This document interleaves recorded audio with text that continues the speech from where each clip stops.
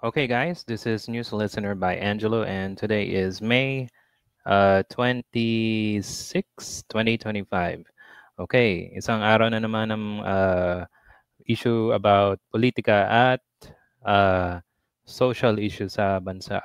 Okay, pag-usapan naman natin ang nangyari sa anak ni at pamangkin ni Senator Jinggoy Estrada. By the way, if hindi pa kayo nakapag-subscribe, please subscribe this channel. Okay? So, alam naman natin ang nangyari. Okay? So, pag-usapan natin yung mga details sa nangyari sa Boracay. So, sabi dito sa GMA News, anak at pamangkin ni Senator Jinggoy sugatan matapos umanong gulpihin ng tatlong lalaki sa Boracay. Okay. So, sabi dito, sugatan ng anak at pamangkin ni Senator Jinggoy matapos umunong atakin mula sa likod ang tatlong residente sa Boracay nitong madaling araw ng Sabado.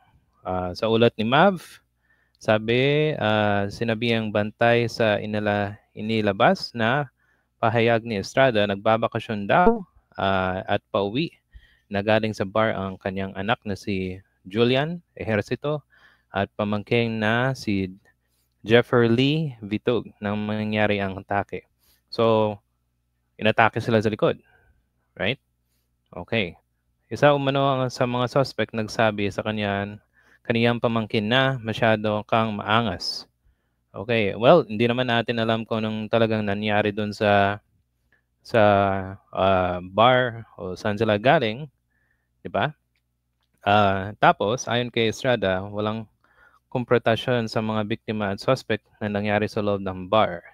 So, walang nangyari sa loob, kahit, sabi dito, kahit bumagsak na si Julian, pinagsisipa pa rin umano ng suspect.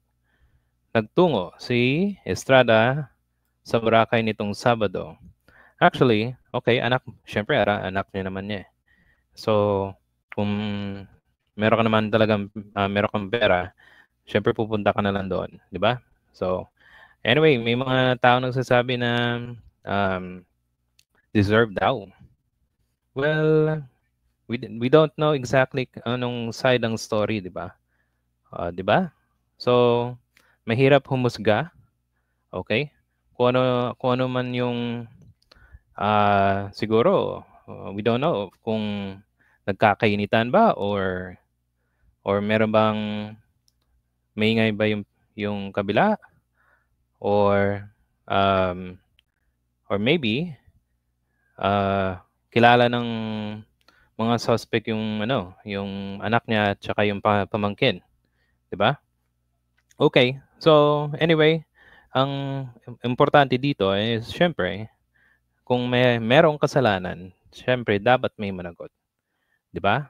So kung nagre-relax ka lang doon sa Boracay, siguro dapat maging ano ka, tawag dito, dapat yung itsura mo, respeto, hindi ka mayabang, mabait ka sa lahat ng tao, especially doon sa Boracay or saan ka man pumunta, 'di ba? Kasi mahirap naman kung sige, let's just say nagyayabang ka or ingay ka, mga ganun. Meron akong experience nung bata pa ako. Nasa Quezon City ata ako noon eh. Tapos pauwi na ako ng kaibigan ko galing sa simbahan. Tapos maya-maya may humarap sa akin at kinumpronta ako. Sabi niya, maganda ka mamaya. So, nagulat ako kasi wala naman akong alam eh. I mean, yung best friend ko, kumakain kami sa labas, tapos barbecue, di ba? So, pag-uwi namin, wala lang. Pag-uwi namin, yun, muntik na kami mabugbog doon sa may malayo eh. So, dapat hindi natin maging maingat tayo. Dapat aware tayo sa mga surroundings natin para siguro double ingat na rin. Okay? So, thank you guys for listening and this is Angelo Thank you. Please like, subscribe, and comment to support this channel. Thank you. Bye.